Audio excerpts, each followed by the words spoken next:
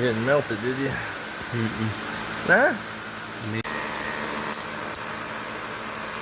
This is Martin's first ever TIG weld. Too bad we ain't got his daughter here to show us what to do. They don't have a clue.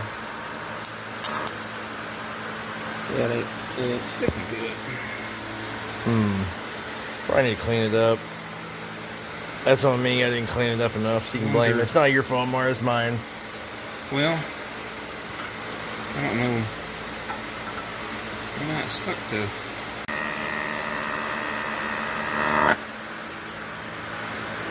So, I got faith between the two of us we can get it figured out.